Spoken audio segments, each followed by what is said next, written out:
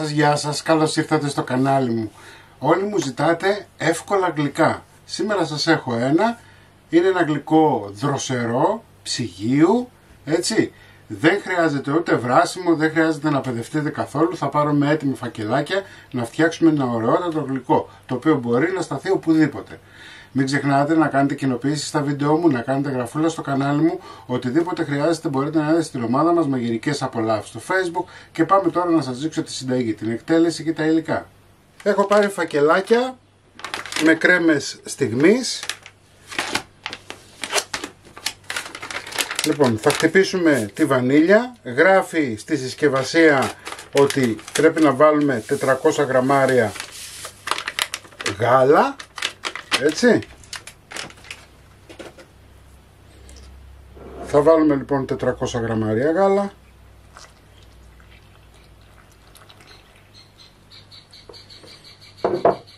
Θα χτυπήσουμε.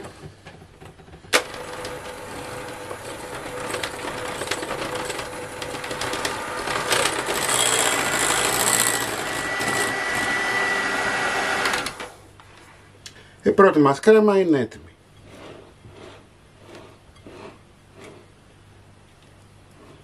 Κοιτάξτε τι ωραία που έχει γίνει. Λοιπόν, βάζουμε ψυγείο. Σε ένα άλλο μπολ θα πάρουμε την άλλη συσκευασία με τη σοκολάτα.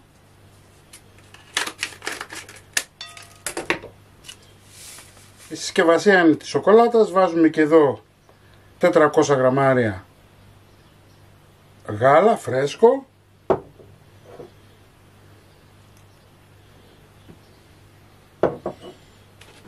Χτυπάμε και αυτό.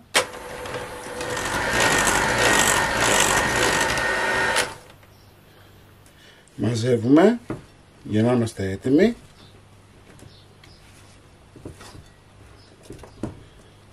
Ωραία.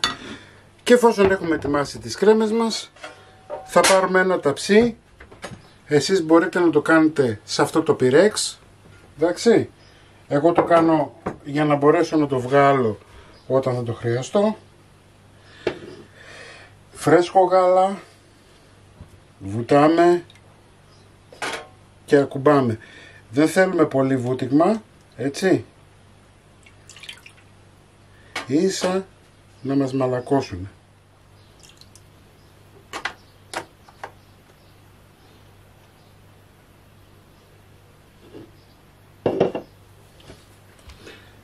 Θα πάρουμε την έτοιμη κρέμα μας.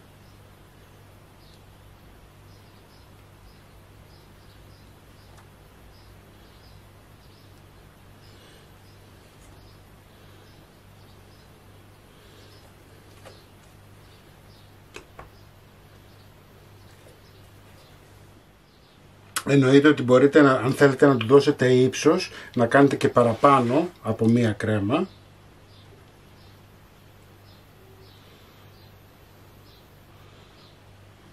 Έτσι κι αλλιώς δεν είναι ακριβές αυτές οι κρεμούλες. Αφού λοιπόν στρώσαμε, πάμε να βάλουμε μία δεύτερη στρώση μπισκότα.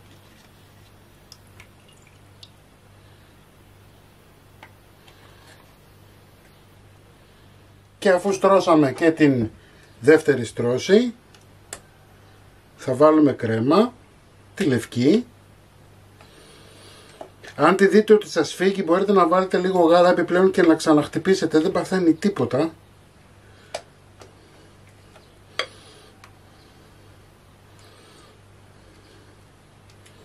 Αρκεί το γάλα σας να είναι παγωμένο. Πάμε να στρώσουμε.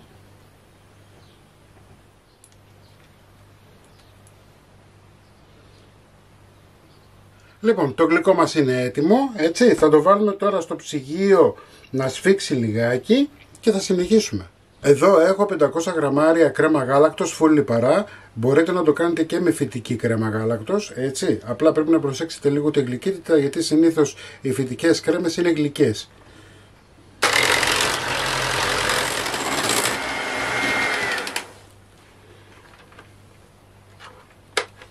Λοιπόν, είμαστε έτοιμοι, έχει γίνει σαντίγι.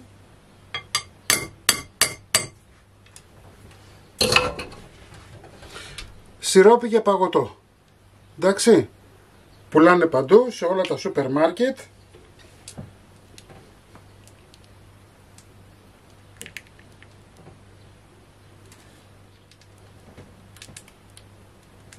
Αυτός είναι και ο λόγος που δεν έβαλα ζάχαρη στη σαντιγί. Γι' αυτό και σας είπα και πριν ότι αν θα βάλετε φυτική σαντιγί θα πρέπει να προσέξετε.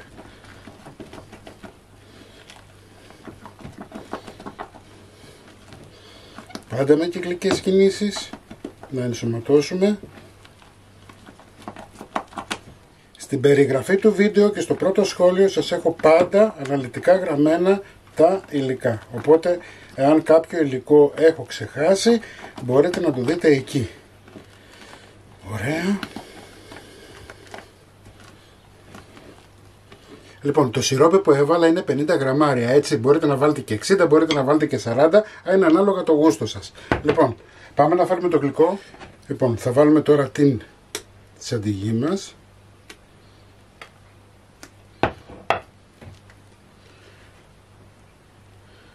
Λαστρώσουμε καλά. Γι' αυτό σας είπα να βάλετε το γλυκό στο ψυγείο, να σφίξει λίγο η κρέμα ή κάτω. Εντάξει.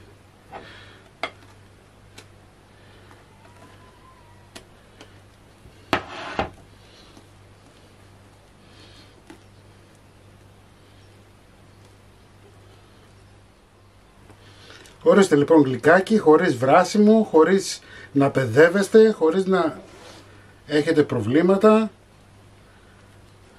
Αφού το στρώσαμε, θα πάρετε ένα πιρούνι.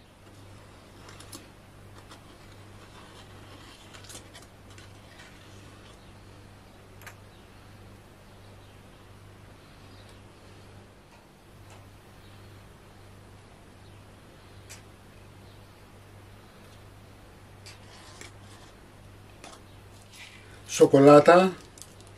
Έτσι μπορείτε να βάλετε και τρούφα.